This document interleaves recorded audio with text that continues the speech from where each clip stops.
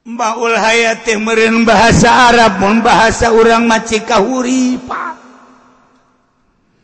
Urang lamun kuari zara ka Abdul Muhib Pamijahan didinya teh aya kopeah bladi tulaya cikahuripan. Mun urang nginum eta moal paeh-paeh. Cikahuripan.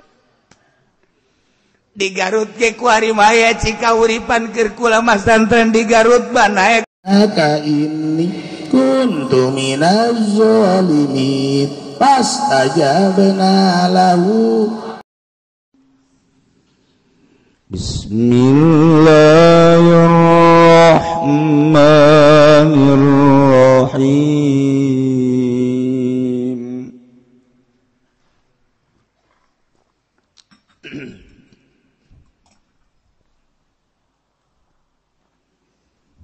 واتخذ قوم موسى من بعده من حليهم عجلا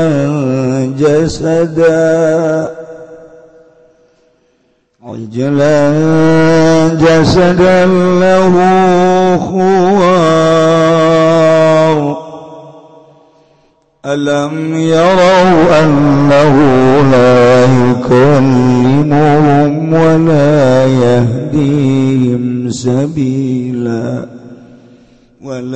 يهديهم سبيلا اتخذوا وكانوا ظالمين. Allahu a'lamu bimuradi wa taqalla qaumum mustalan ngalap sapa kaum Kangjeng Nabi Musa min ba'dihi la tetep saking sausene aya min ba'di dihabihi ilal munajati tegese ing dalam sausene lumakun Musa maring munajat min hulihi mazakin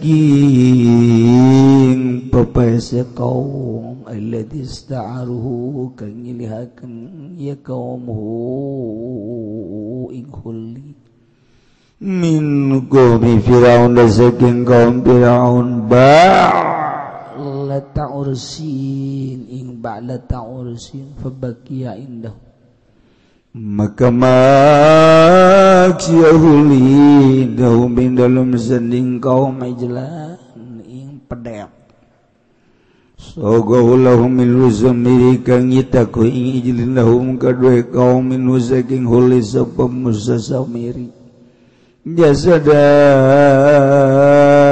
kang jasad kang bertubuh badalun man wadaman tia iku gegenten ing daging lan getih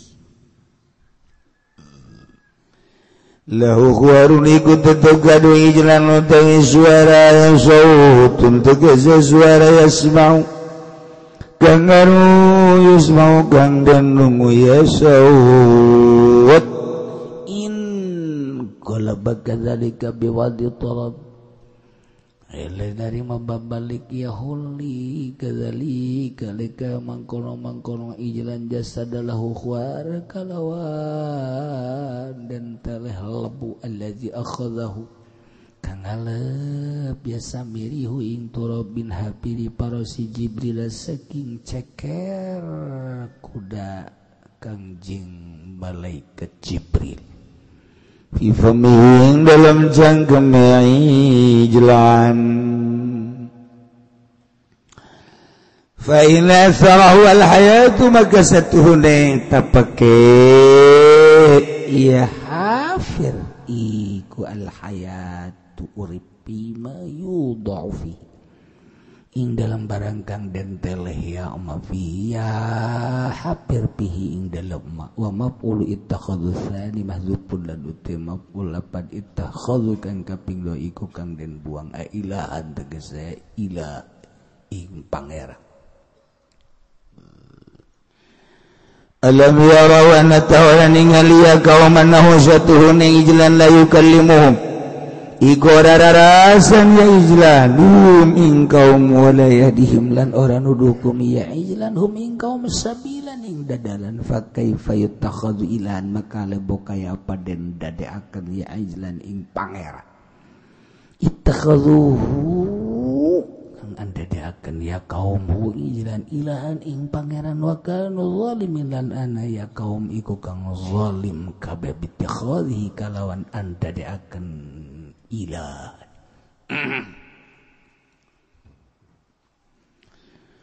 walamma suqita fi aydihim wa ra'aw annahum qad dhallu qalu la illam yarhamna rabbuna wa yaghfir lana lanakunanna minal khasirin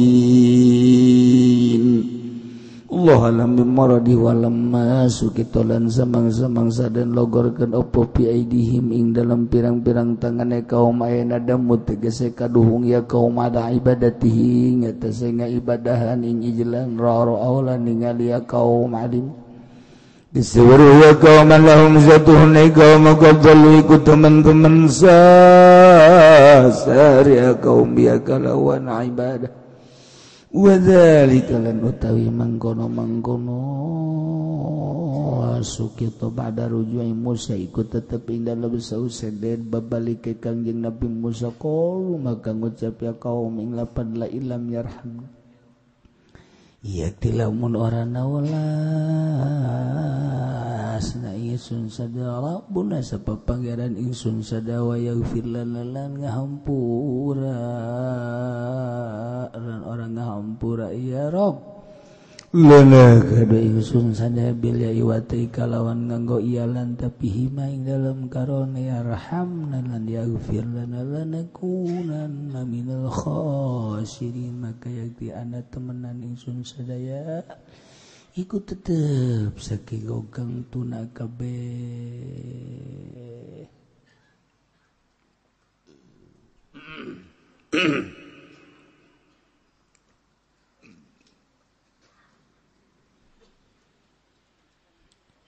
urang diajak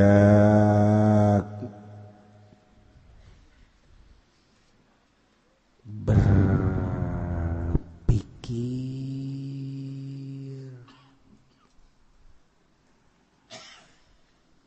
kana lalakon baheula di zaman Kangjeng Nabi Musa alaihi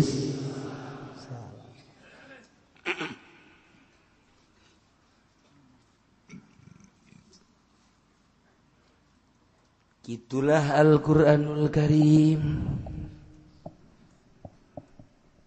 urang ngekan di lembur sok dongeng ngadongengkeun zaman bapak kolot urang ngadongengkeun zaman uyut urang ngadongengkeun zaman urang diserang ku Belanda ngadongengkeun zaman Jepang ngadongengkeun zaman Rambosa dongeng orang diajak dongeng kuari waduh dongeng kabari zaman kulalitik mah nini sok ngadongengkeun ngeli murtil sing jelegir sing jelegu tengah-tengah ngeli aya anu kena murtil bolong awakna masya Allah ketika ngeli terus tiara terus cicing di gerombol masya Allah eta teh memperjuangkeun negara nu gugur di medan laga aki urang uyut urang nini urang kadang-kadang anak nu budak lah masya Allah tidak terkecuali nu sugih nu susah panganten wayang ngeli baik terjadilah merdeka orang dongeng masya Allah dipimpin ku Bung Karno satu suara Bapak Proklamasi Indonesia proklamator Bung Karno Pohara dicintai, dikagumi oleh bangsa Indonesia dengan kegagahan kecerdikan. Dunia mengakui keistimewaan Bung Karno. Amerika, Inggris, Belanda, Swiss, wabah masuk negara Timur Tengah, satu suara Bung Karno. Wih, hebat luar biasa. Terus kebelah dia kudeta. Lanjut Soeharto. Kurang kazamanan Soeharto. Kos gitulah zaman Soeharto. Naik Habibie. Sakedeung sakiceup. Lanjut langsung Megawati, Gus Dur. Kos gitulah zaman Gus Dur. Lanjut zaman SBY. Lanjut zaman Jokowi. Urang kos kieu zaman Jokowi. Nang Allah kabeh ge nang Allah. Ulah bingung-bingung nyaritakeun kok cenah politik jadi tidak menentu nang Allah. Kok cenah perekonomian jadi kos kieu nang Allah. Geus ulah bingung-bingung. Nang Allah manang Allah bae cenah kiai tapi urang upaya tuh sia maju kos kitu bae kan. Asal dibawa ka Allah bebongon teu percaya. Kurang kumaha orang memperjuangkan anak. Geus bae kos kieu dan Allah alhamdulillah. Lain cenah kiai dolar naik bae. Emang sia boga dolar? Teu sih boga dolar mah ngan eta bae cenah ngadengena 450 naik deui bae 500. Sia deuk ngajual. Atuh henteu jauh ge henteu cenah enggak dolar. Ulah ngomong-ngomong dolar. Sia mah sia bae. Saya dagang naon? Dagang toge bae. Ulah sok bingung-bingung. Dan gitu cara atuh ieu beh, jeung mah beusi segala tarurun urusan. Ih, kamari ieu keur mahal ge nyana tirok sodako. Ulah bingung-bingung atuh kuari atuh nyana atuh nu untung, nu rugi kuari nyana. Ulah bingung-bingung nang Allah geus kabeh. Lain gitu cenah kiai yo ulah mengganti dia presiden asa geus madingan Jokowi seumur hidup. Pan cenah kiai masih resepkeun amat ka Jokowi. Ya mal kebel aja kudu kitu. Seumur hidup ge nya mah.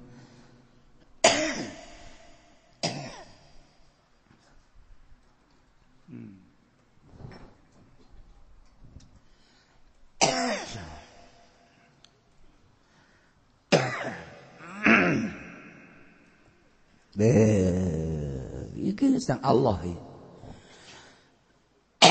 Cek ulama mendingan terus jadi presiden Jokowi.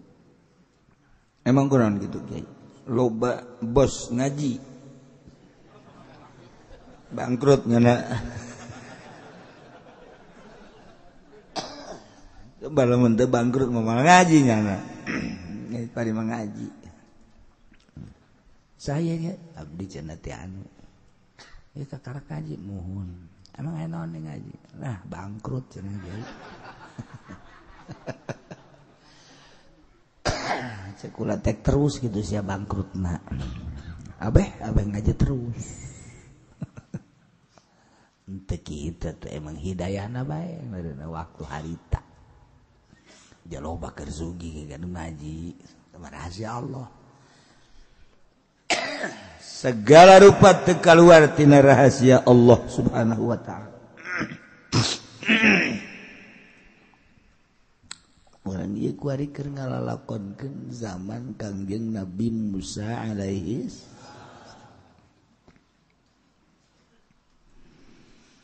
Kangjeng Nabi Musa teh dipanggil munajat ku Gusti Allah.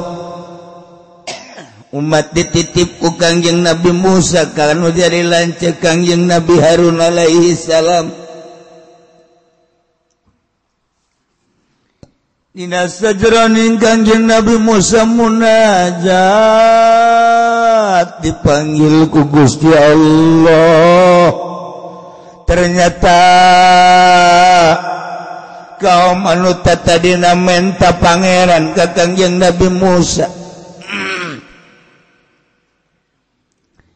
Cak kaum Kangjeng Nabi Musa, kami mah hayang boga pangeran anu kadulutuh. Cara itu tuh aya nu gede nu sedang nu leutik mantak naon atuh kami ge bentukeun pangeran. Cak Kangjeng Nabi Musa cikeneh ieu Firaun kuari geus aya-aya deui bae. Mantak Kangjeng Nabi Musa titip ka Kangjeng Nabi Harun kakak kadeknya umat kade umat mang gade gira sing tenang bae menghadap ka Gusti Allah gerage ja urang lalakon urusan Rasul jeung Nabi mah lain gagara kuari urang nyaho ti baheula mangga ulah boga pikiran kukumaha kakak siap dakwah. Masya Allah. Kangjeng Nabi Musa berangkat ke Gunung Tursina menghadap Gusti Allah nu bakal diberi oleh Taurat. Kuari mah horenganan di negara Mesir teh macem-macem jelema teh. Osok ngayakeun hari raya perayaan anu sakitu ramena pohara. Dina hari raya teh sok ngumpul kana perhiasan-perhiasan. Nyana ngayakeun raramean dina tahun baru teh baheula teh sok kayakeun raramean sagala petasan sagala ieu itu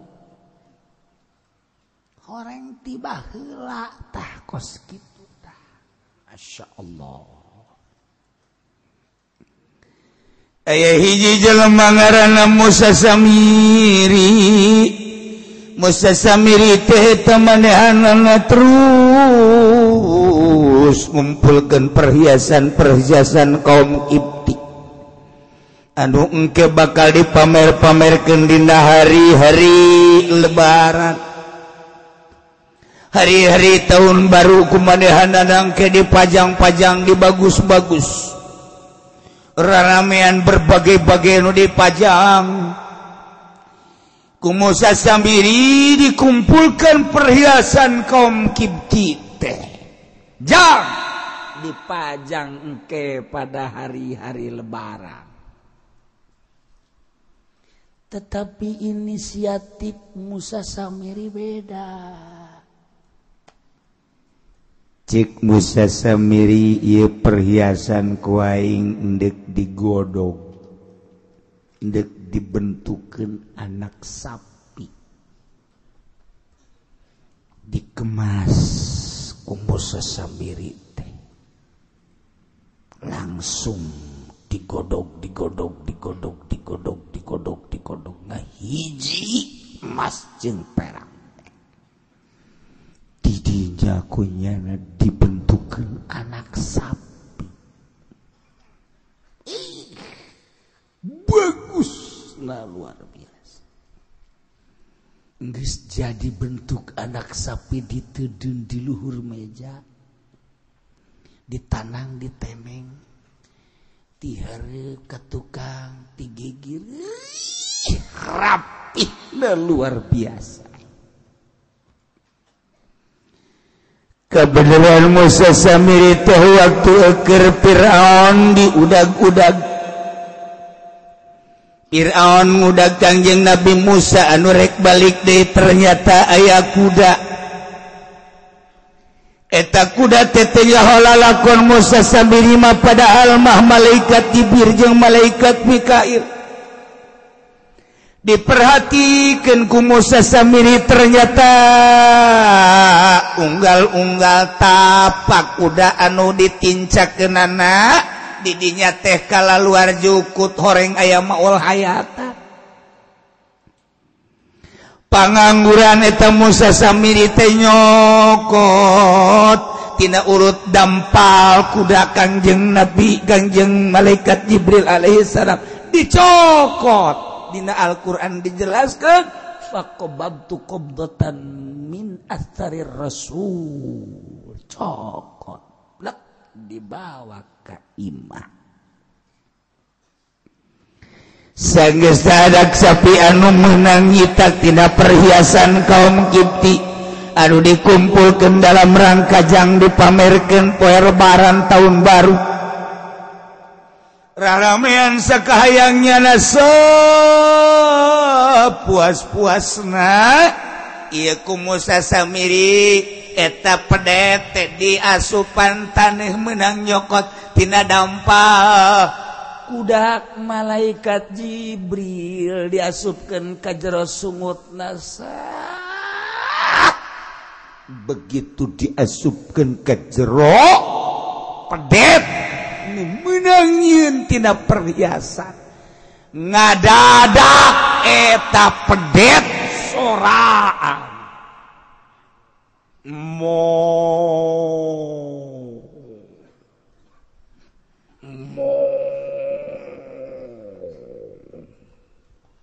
cak Musa Samiri coba nu embat sasadana coba rada lalaunan coba rada lalaunan coba nu serem-serem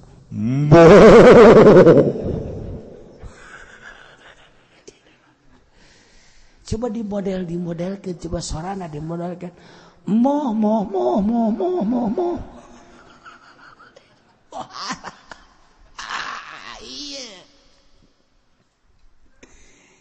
Musa Samiri di tanah deteneng ditilik-tilik ternyata horega dan berubah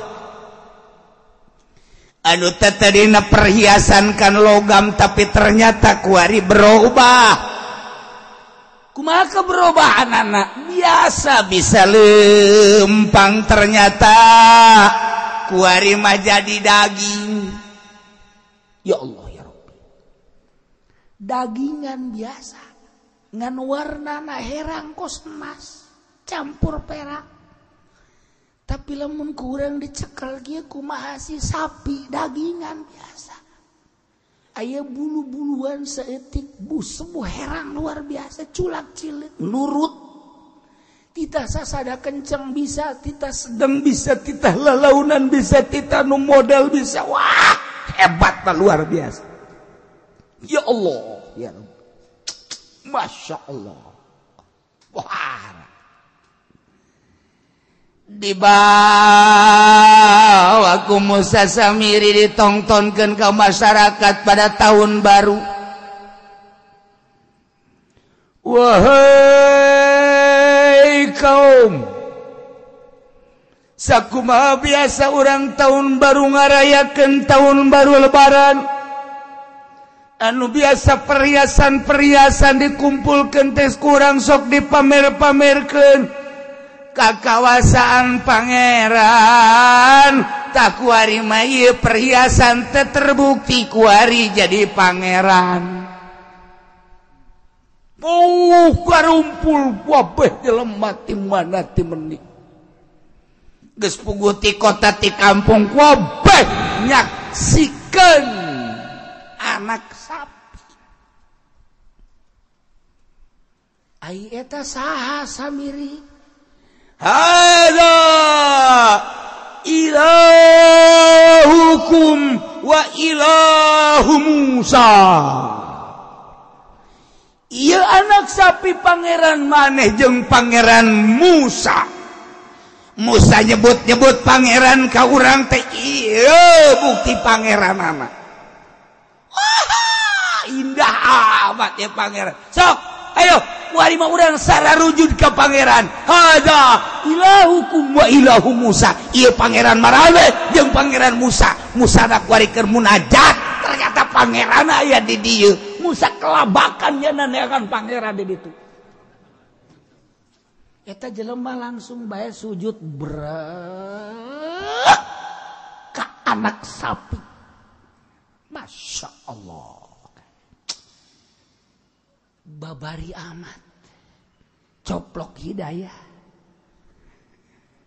nemantak diabadikeun dina Al-Qur'anul Karim wattaqala qaum Musa min ba'di min hulim majlan jasadallahu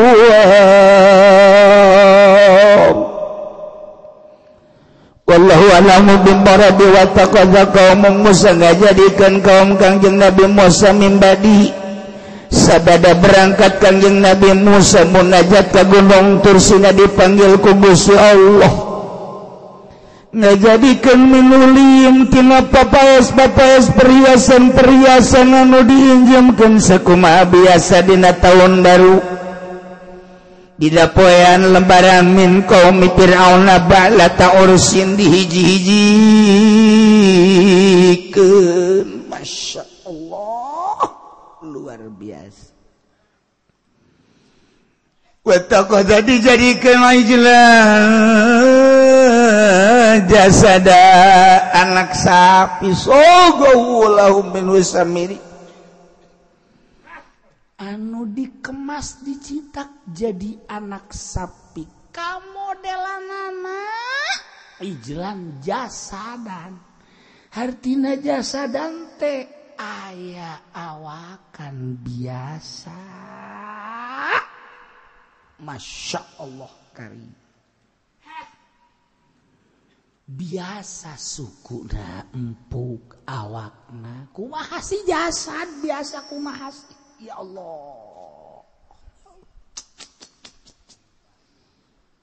ieu nyasarkeun mah babari jasa badalun lahman wadaman biasa aya dagingan biasa aya tulangan biasa aya getihan biasa kumaha si anak sapi biasa lauh warun ngabogaan suara anu indah kadenge biasa sautun yusmau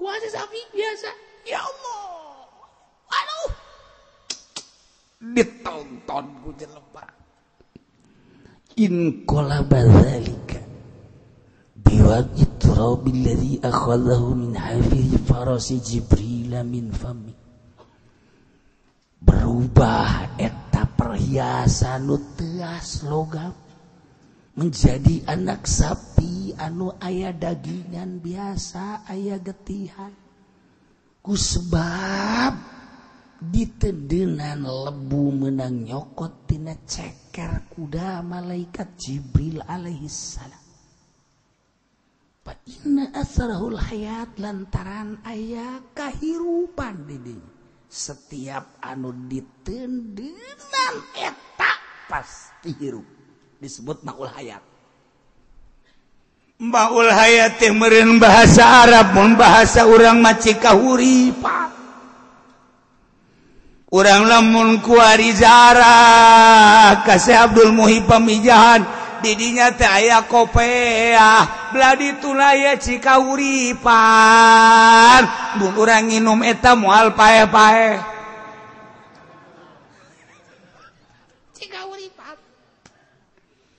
Di Garut ke kuari maya cikahuripan keur kula mas santren di Garut banaek urang kagodog tilok aya cai kahuripan dasar pagawean urang Garut tupatipuna bisaan jasa ngaleos urang kabelah kadinya set bae aya cai disebutkeun ku nyana cikahuripan aju jelema percaya bae padahal mah nginum cai eta teh kuduna mah teu paeh-paeh jamodar cikahuripan unggal pangjarahan aya cikahuripan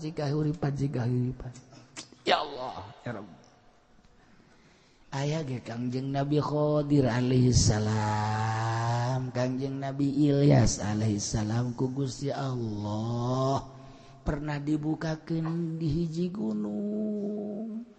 Begitu dibukakeun hijab, tak naon ieu cak Kangjeng Nabi Khadir. Cek Gusti Allah cika huripan. Maksudna mun maneh nginum moal maot-maot ke maot-maot terakhir. Aju abdi ieu dibukakeun hijab maksudna deuk naon inum ku anjeun salah sahiji makhluk aing nu ku aing moal di maotan ke terakhir. Diinum ku Kangjeng Nabi Khadir lek datang ka kuari hirup bae. Kitu kene Kangjeng Nabi Ilyas. Bisa kiai urang lamun hayang manggihan cika huripan atuh lain bisa-bisa deui gampang. Kumaha carana diwirid Masya Allah babari jasa wirid. Kumaha carana ngawiridna diwirid bismillah ulah eureun terus be bismillahirrahmanirrahim ulah aya ribuan ratus ribu jutaan terus be eureun pae ge.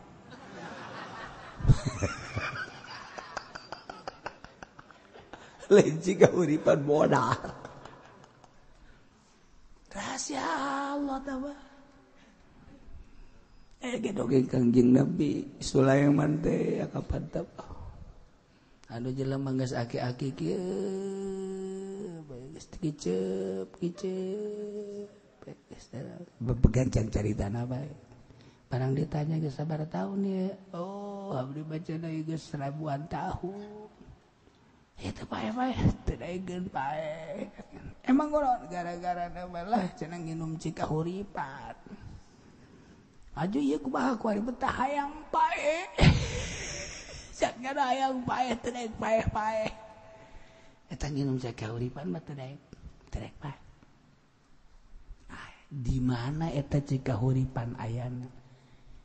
Memeh urang asup ka surga. Ayah haud Kangjeng Nabi di belah katuhuna ayah maul hayat. Ketika urang mandi di haud Kangjeng Nabi memeh diberangkatkeun ka sorga nginum cai eta heula moal paeh-paeh abadal abidin wa amadal amidin. Engke bae di sorga. Urang cenah bakal asal nu teu ngridit insyaallah. Aduh, cara ke nu ngeridit mah wallahu a'lam. Iya. Gusti Allah, Maha Kuasa Allah. Eta ku kadeuleu bae deui ku Musa Samiri. Maksudna tapak kuda teh jararadi teh kadeuleu bae haju pangangguran nyana. Ya Allah, ya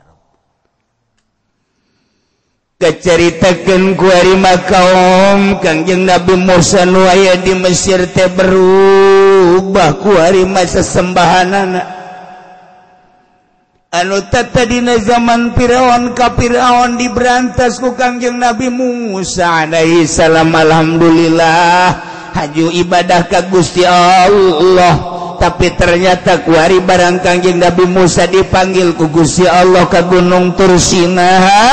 Aya jelema nu neko-neko ngaranna Musa saruangan Musa Samiri nyiptakeun pangeran tina perhiasan kaum Kipti tina poean lebaran harita teh jelema berubah brak nyembah ka anak sapi.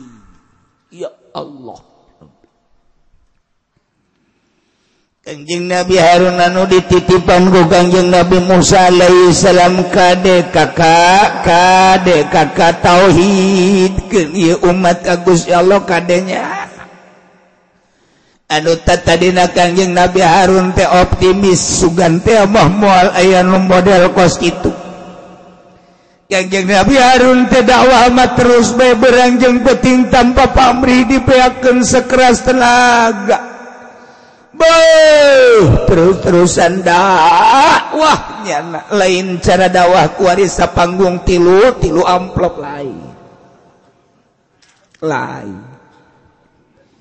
nu diajak ngariung buku laju teu dibere berkat ngarenyeng bae lain kitu. Tama suluh neraka tah kos kitu dakwah teh bebeakan Kangjeng Nabi Harun. Datang ka ngalamun Kangjeng Nabi Harun teh kumaha lamun adi aing Musa datang ka dieu digali umat ku adi berubah pangeran. Anu tata dina minta ka Kangjeng Nabi Musa coba kami minta pangeran. Sakumaha pangeran batur tuh. Anu gede aya nu sedang aya nu leutik aya kami ge hayang boga pangeran model kos kitu ai prakuari terjadi cak Kangjeng Nabi Harun. Imanaeun engke lamun adi aing datang. Di samping aing izin ka pangeran dakwah teh sakieu kabisana tapi ieu nu paling bahaya ieu aing lamun kapagi jeung adi aing pikumaha masyaallah kan teu katahan jelema teu katahan. Kos gitulah zaman baheula. Lamun urang kuari dakwah, kiaina ge kiai wawayagon. Wawayagon kiai nu kuari. Wayah dibere duit, sorana gede teh dibere duit, belaga muriang. Tapi jacak kula masa kieu mah alhamdulillah. Maksudna sanajan dilarang tamuludan ku Muhammadiyah ku Persib. Tapi terus di Jakarta, di Bandung, Surabaya, Komo, Tangerang. Wah, musola ieu muludan, masjid ieu muludan, sanajan beres muludan ribut banyakeun sesa. Tapi tetep muludan. Teu bisa ditahan. Wahabi anu asup ka Tangerang geus bingungeun aing kumaha carana ieu. Kiai diberian kitab jaka kula ge aya nu mere kitab muludan bidah, segala hal bidah dideuleuhan ku kula. Antepkeun bidah tinggal bidah sabodo teuing. Citak deui ku sia kitab da sebarkeun. Moal bisa. Sebab naon? Sebab di urang mah ieu nu dakwah baheulana Syekh Maulana Hasanuddin. Wali Allah. Anu dakwahna baheula Syekh Yusuf. Wali Allah.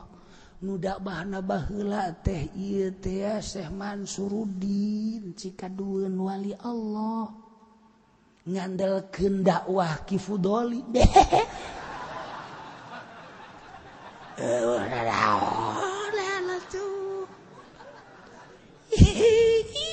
dakwah baheula tah anu masih kene mengakar sanajan kuari dirobah ku urang marhaba. Di marhaba kena anyar atuh bisa mah bisa bae jeung ngeunaheun mah balik deui bae ka marhaba baheula. Sebab naon nang wali baheula mah. Hese lamun geus nang wali mah. Anta fi kulli jamilu.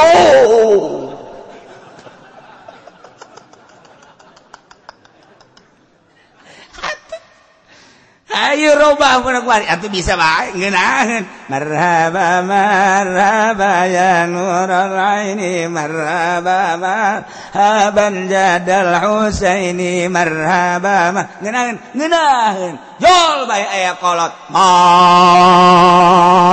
Marhaba ya. Marhaba ya nurul aini, marhaba. Eleh ta marhaba nu tadi. Tadang wali hese dilejitkeun nang wali mah wajan teh dileungitkeun kajen kene kumaha ge henteu jore marhaban nu kuari tapi ketika urang ngadengekeun marhaban nu itu hate lain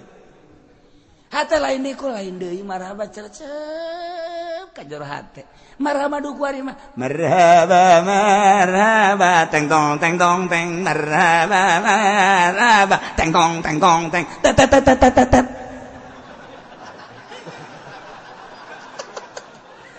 salah tuh ya gitu-gitu kene ngan beda Banten lain deui begitu urang ngadenge marhaban baheula urang teh lain deui elap-elapan kok lain deui kadengena lain sora urang urang sora baheula eta teh wali nyulusup ka urang yahu namun ditanya yahu naon teu yahu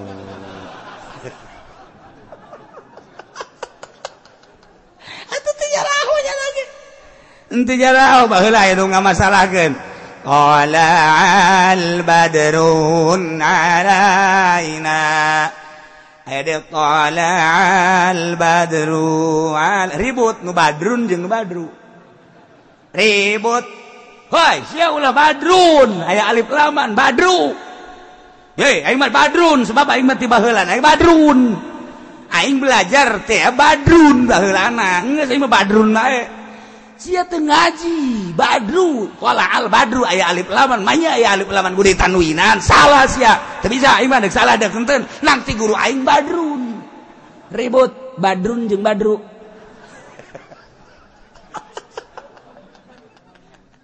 datang ngakula ustaz datang coba kiai ieu ribut di lembur badru jeung badrun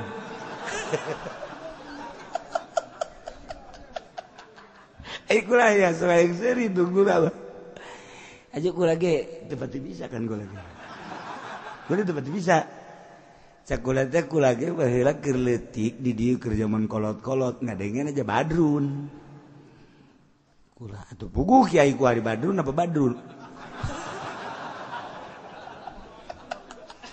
bingung kula ge baheula belajar marhabat teh badon qala al badrun alaina marhaba badrun baheula aju abah teu nyalahkeun abah bodoh teh naon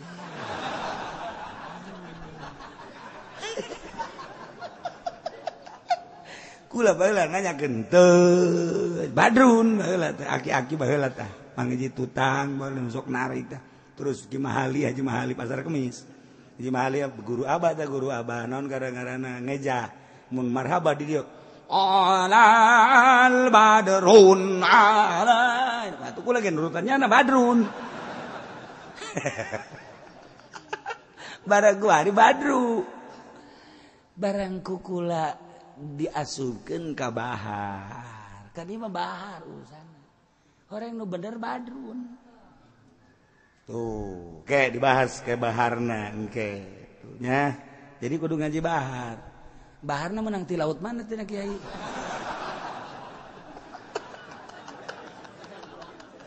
atuh siapa bilang bahar berarti nda eta lagi panjang melan dek badrun usah diributkeun ngan lamun diasupkeun ka bahar engke kukula dicaritakeun panjang ye jemna geus jam sabaraha atuh sia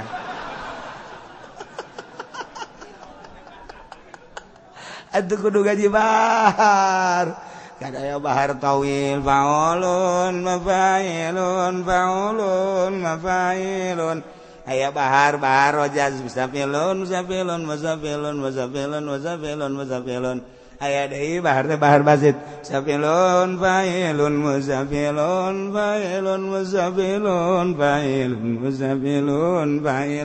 aya deui bahar kamil tafailun disebut gurunya atuh teh bahar tuh mantak ngaji mondok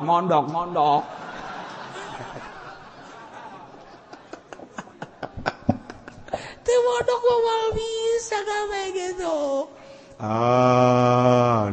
anta fikul eleh tan tadi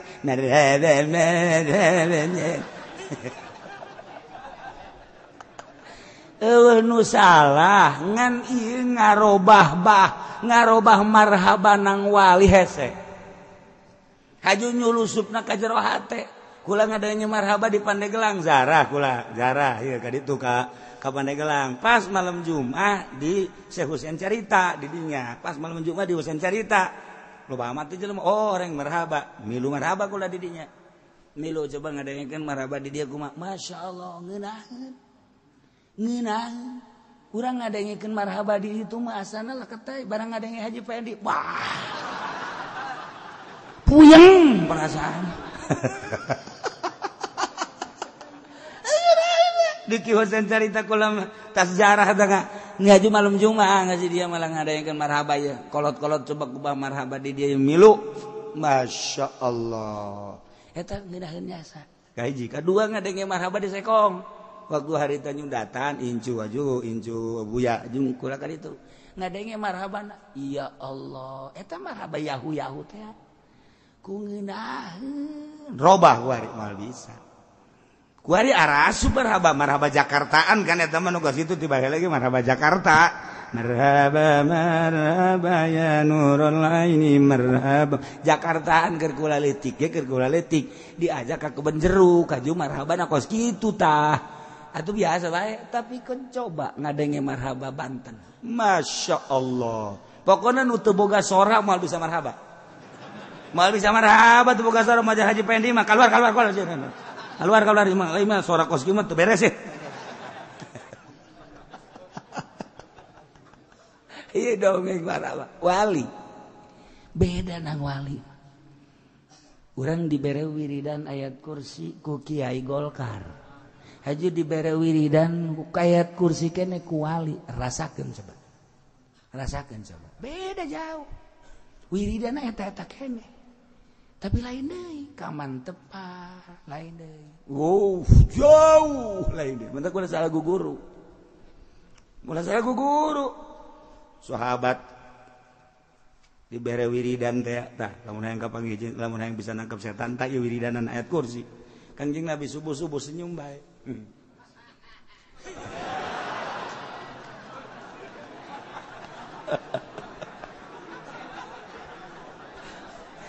Kangjeng Nabi aya keur beuti kabagi jeung sa kabagi jeung jelema kumaha dibere naon dibere wiridan paranti naon parangkeun nangkep setan cenah moal manjur cek Kangjeng Nabi bantuan moal manjur nu merena setan ada ayat kursi teu manjur cek Kangjeng Nabi Masya Allah wiridan eta kene tuh pohar Alam yarau annahu la yukallimuhum wa la yahdihim sabila Allah alam bimaradi alam yarau apakah tenareuli eta kaum Musa anahu bahwa eta teh anak pedet bahwa eta patung teh la yukallimuhum teu bisa ngobrol jeung maranehanna teu bisa ngomong jeung bisa teu bisa nuduhkeun kana jalan sapira perhiasan dimodif jadi anak sapi kemudian kuari bisa sasada tapi haju di pangeranan kumanehanana padahal ngomong teu bisa nuduhkeun teu bisa kapakai payu taqadu ilahan hatta make jeung dijadikeun pangeran ittaqadu ilaha kunaon haju dijadikeun pangeran wa kanu zalimin kaum Kangjeng Nabi Musa ketika ditinggalkan ku Kangjeng Nabi Musa Kangjeng Nabi Harun teu berdaya dibere pangeran tina perhiasan kaum kitu dijadikan pedet wari bisa sasada endahan dijadikan pangeran wa kanu zolim kabinabina kumaha atuh selanjutna walamma suqita wallahu a'lam